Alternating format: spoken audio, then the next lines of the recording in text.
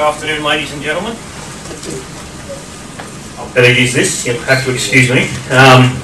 Quite often my right hand just lets go, so if the microphone hits the floor, it'll take me a minute or two to get it back. Geez, I've got big shoes to fill. Following Jane and Graham, it's rather awe-inspiring. Before I start, I'll move on to my overview page here.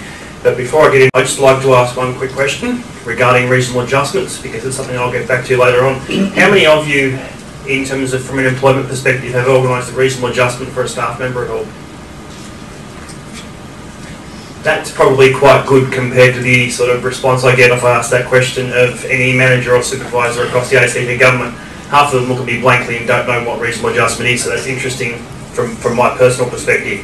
Okay, just briefly here in an overview, I'll talk through the Respect, Equity and Diversity framework, which includes the people with disabilities. I'll provide a snapshot of what's happening in the ACT from an employment perspective, and then I'll go through some of our challenges. The Respect, Equity and Diversity framework was launched by the former Chief Minister John Stanhope in December 2010. And you can see just a brief outline there. The Respect, Equity and Diversity framework, or RED framework as we call it, includes an employment strategy for Aboriginal and Torres Strait Islander people and the employment strategy for people with disabilities. And in my role as Senior Policy Officer, I have responsibility for implementing both those strategies. The concepts of respect, equity and diversity are connected, and combine them to create a picture of positive work culture. They describe the uniqueness of each of us, which is presented by the fingerprint, which you may see there under the positive work culture. We use in all documents that are related to respect, equity, diversity. It's through our employment strategy and through all the promotional brochures we use. It's about providing a link for staff to let them know that it's all part of the one framework, and remind staff they have roles and responsibilities under each of the strategies. The current employment strategy had a couple of driving factors. We had the employment framework for people with disabilities in the ACT Public Service, which was released in 2004, and that was a good start for us to work out that we needed to add some accountability measures into anything we did going forward, because it had been released, all this work had been done in the early stages, but nothing had been followed up. The other thing too that was a great driver of it was the Making Diversity Work Report, which was a study conducted by the People with Disabilities ACT into employment of people with disabilities in the ACT Public Service, and that report was released in 2009. So what we did was consult with HR professionals across the ACT government and people with disabilities and other community organisations in the ACT to make sure that we're going to have a sustainable process and strategy in the longer term. And if you'd like, I've got the website there for the pwdact.org.au at the bottom if you'd like to actually have a view of that report. In terms of the vision of the employment strategy, this one to you because I can never remember which order it comes in. Our vision is to have a disability confidence service in which people with disability are able to access, have access to secure and stable employment opportunities, are respected for their skills and capabilities. And now on to a very quick ACT snapshot. We currently have, and I won't go through the slide, I'll just give you a brief overview. We currently have just over 20,000 staff in the ACT Public Service. Staff, as of 30 June 2010, 1.6% or 327 staff members identified as having or self-identified as having a disability. We assume this number is significantly higher than that because there will be a lot that may have acquired disability since they began employment with the ACT government or have chosen not to, depending on their individual needs. And that they take, in terms of from an ACT government perspective, people with disabilities use on average slightly less annual leave than staff as a whole, but use slightly more personal leave. It's an interesting thing there, I thought. Currently, we're looking at the 2011 figures, so I can't give you the current data. But what I do know so far is that we've had an increase since the launch of the employment strategy in April this year of about 50 staff members with disability. Okay, on to the target. So the target in the employment strategy is to basically double the number of people with disabilities in the ACT government between now and 2015. Both the ACT government and the public service as a whole see this as a minimum number. We're aiming to do a lot of work, and although because we've got 4 years, I'm not going to rush into anything. I want to make sure we get our strategies and procedures in place so that they're sustainable in the longer term. Although one of the main changes we've got in the employment strategy over the previous framework is that directorates have to report to the ACT government on an annual basis what initiatives and programs they're using to increase the number of people with disabilities employed in the ACT government. And the idea about doing this is to slowly work up to having a public service that is representative of the community we serve, which is something that's very important to the government at the moment. The employment strategies, including the disability employment strategy and the brief framework, are sort of broken into 3 components, and they are to improve the capacity of the ACT public service to attract and to retain staff. So if I go on to the next slide, these are some of the main things that we're looking at in terms of promoting improved capacity. If you look at the central coordination and information role, basically that's me. So what I'm looking at doing is interacting with HR and with managers and supervisors around issues of employment of people with disabilities, including reasonable adjustment, interviewing techniques and all those sort of things to increase the disability confidence of people, as managers and supervisors in particular, but all staff across the ACT government. Promote the benefits of employing people with disabilities, so once again that's reasonable adjustment, workplace diversity, having a tool set, those sort of things. Training initiatives, we're looking at school-based apprenticeships, work experience. We've run a traineeship pilot program, which I'll speak about shortly. And then looking at, once again, reasonable adjustment in terms of initiatives, and we're looking at setting up a staff network for people with disabilities to use that as a promotional and social network as well. We're going to run annual stakeholder progress meetings, so that's looking at getting Directorate HR staff together, disability employment service providers, community groups to assess how we're progressing and what we might be able to do to improve that progression. And the workforce data analysis, which is basically a diversity census, which is planned at this stage for June 2012. We know what roughly the figures are now, but we're hoping to actually be able, through some promotion and doing some things, to encourage some people to actually disclose and for people with disability. Although that's not for us to sit back and go, we've met our target. That's just for us to actually be able to assist people who may need assistance in terms of reasonable adjustment, and then bring in new recruits as well. Okay, moving on to some implementation actions. And I've spoken about some of these already, so I'll go through this fairly quickly. One of the main things that we're looking at doing, which I'll speak a little bit about, is building disability confidence. And so that includes awareness training for managers and staff. We had a previous toolkit, which was a toolkit for employment of people with disabilities. That's been revised, and we're now going to call it. I'm now going to create a set of guidelines, which will have some fact sheets around disability awareness and that sort of thing, around the Employment Assistance Fund in terms of funding some larger reasonable adjustments and other things, other avenues that employers, managers and supervisors can use to gain information. So that's some of the things we're doing there. We're looking at promoting jobs as, excuse me, I'll bite my tongue. We're looking at revising the ACT Jobs website so it's more accessible, and using that as a promotional tool to advertise positions, but also advertising through disability employment service providers.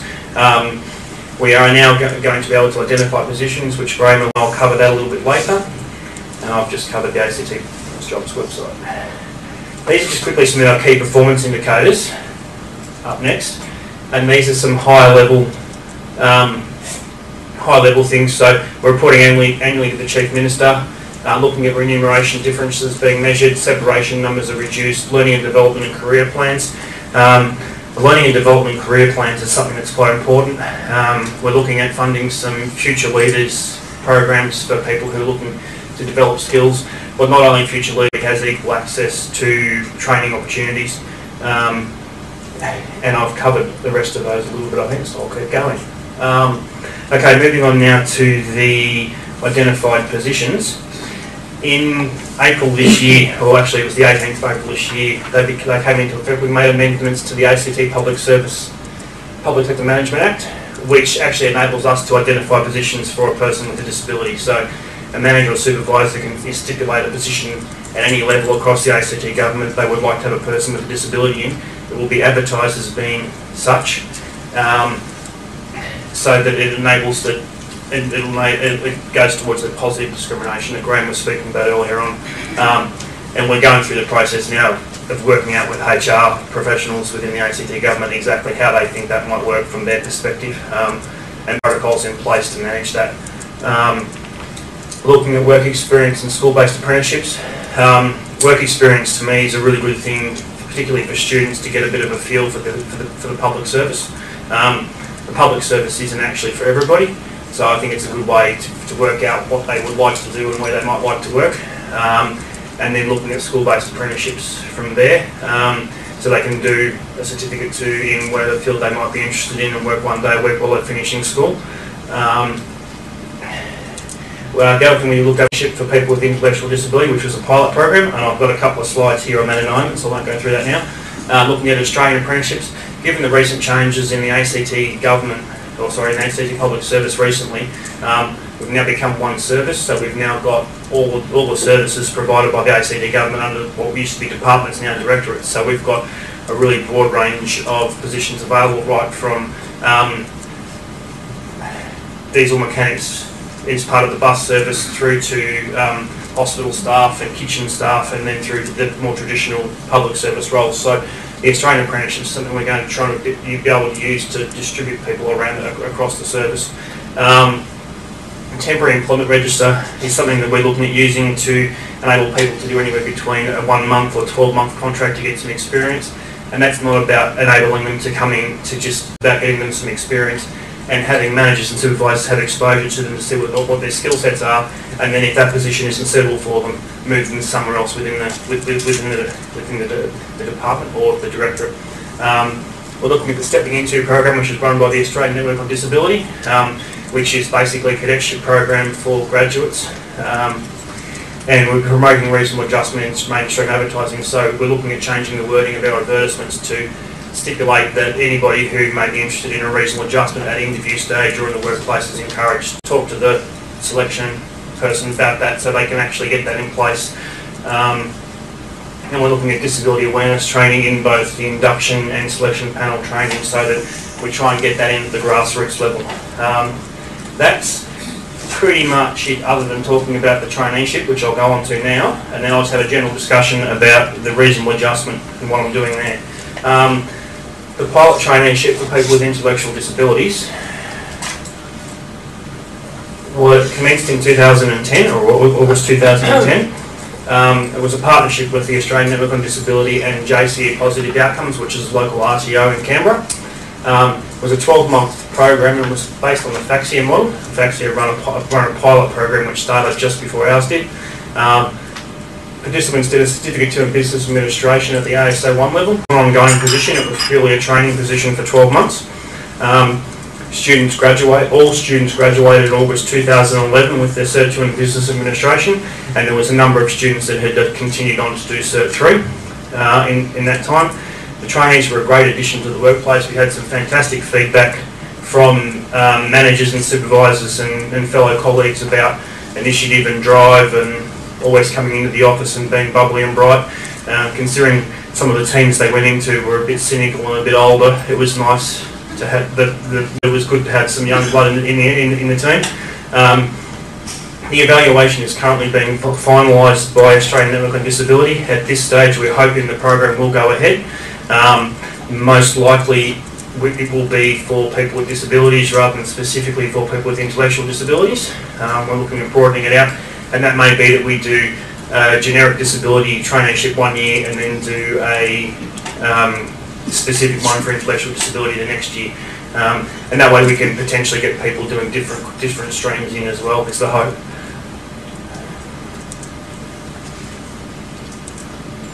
Okay, just before I go on to the questions, I just wanted to talk a little bit about reasonable adjustment and how that is affected in the ACT government, or how it is little known.